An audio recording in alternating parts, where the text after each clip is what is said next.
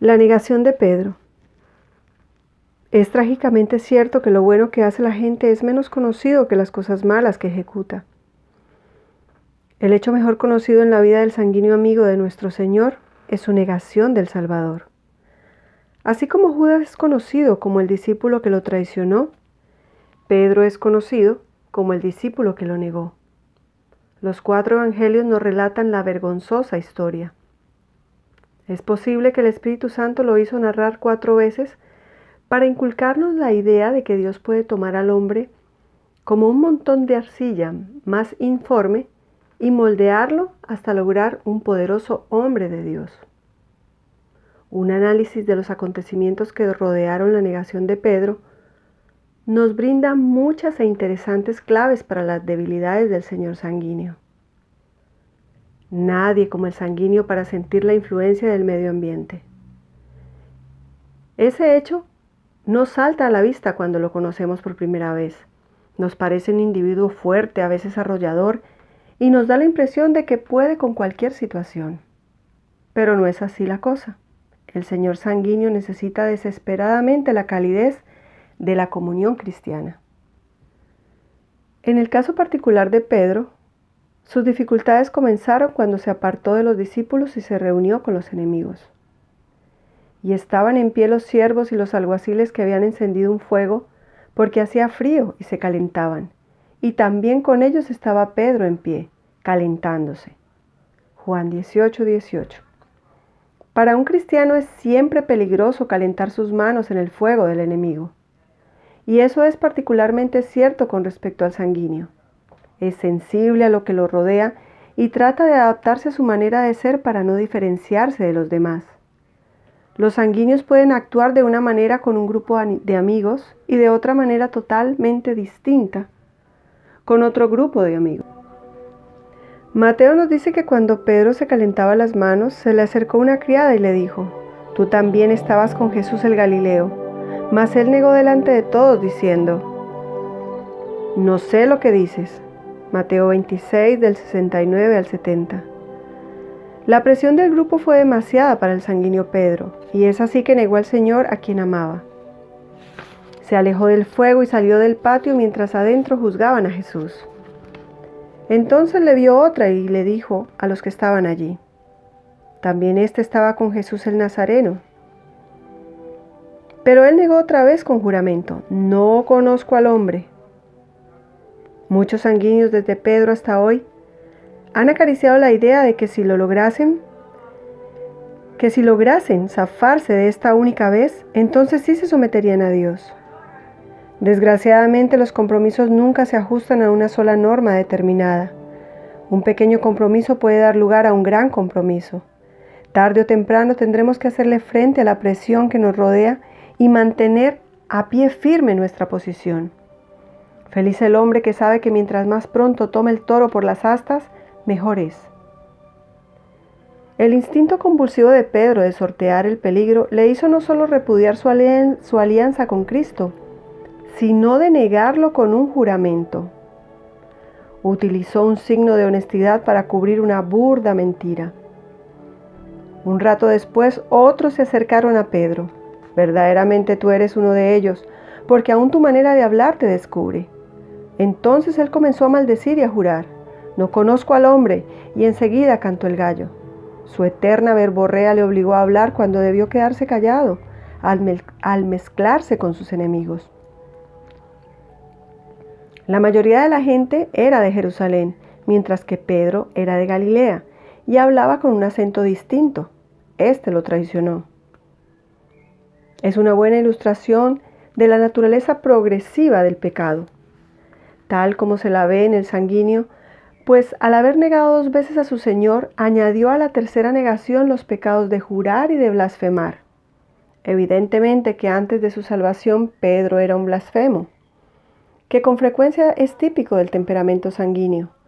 La mayoría de los sanguíneos hablan más rápido de lo que piensan y compensan los espacios en blanco con palabrotas. Sin duda que Pedro nunca usó ese lenguaje frente al Señor, y posiblemente no lo había hecho por mucho tiempo. Pero bajo la presión de grupo y en un típico anhelo de ser aceptado por quienes lo rodeaban, Pedro hurgó en su pasado e inconscientemente recurrió a sus viejos hábitos idiomáticos. Cuando tal cosa ocurre, el sanguíneo lo explica con un "no lo tomen en serio", pero eso no cambia el hecho de que ha pecado con su lengua y deshonrado públicamente a Dios. El sanguíneo Simón, característicamente motivado por un estímulo externo, de pronto se acordó de las palabras de Jesús al oír cantar al gallo. Su reacción, registrada por los autores de los 4 evangelios, es típicamente sanguínea, y saliendo fuera, lloró amargamente. Entre los hombres solamente 2 de los temperamentos son dados a llorar, el sanguíneo y el melancólico.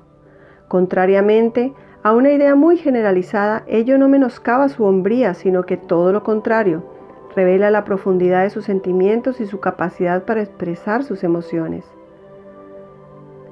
Las amargas lágrimas de Pedro, al finalizar este trágico drama, ilustran un rasgo típicamente sanguíneo. Cuando el señor sanguíneo comete un grave pecado, se arrepiente hasta la médula de los huesos cuando tiene que enfrentarse con ese pecado o se siente atrapado por sus efectos. Muchos sanguíneos de hoy optan por la confesión y lloran con toda sinceridad como expresión de su arrepentimiento. Los observadores piensan que a veces que la intensidad del arrepentimiento está dada por la cantidad de lágrimas derramadas, cuando en realidad las lágrimas significan solamente que el señor sanguíneo es sincero en ese momento dado. Si se retira de nuevo para calentarse las manos al fuego de sus enemigos, es solo cuestión de tiempo para que caiga otra vez. La profundidad del arrepentimiento de Pedro se puso de manifiesto en la tierna escena registrada en el último capítulo del Evangelio según San Juan. Luego de la resurrección de Jesús, el Señor se le acercó a Pedro y le preguntó: «Simón, hijo de Jonás, ¿me amas más que estos?». Pedro le contestó: «Sí, Señor, tú sabes que te amo».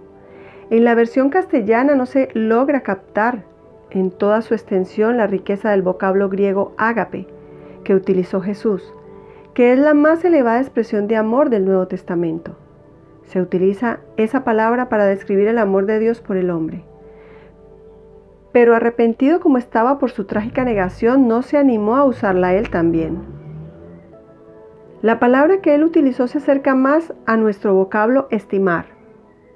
Algunos traductores han vertido su respuesta de la siguiente manera: «Tú sabes, Señor, que te estimo mucho».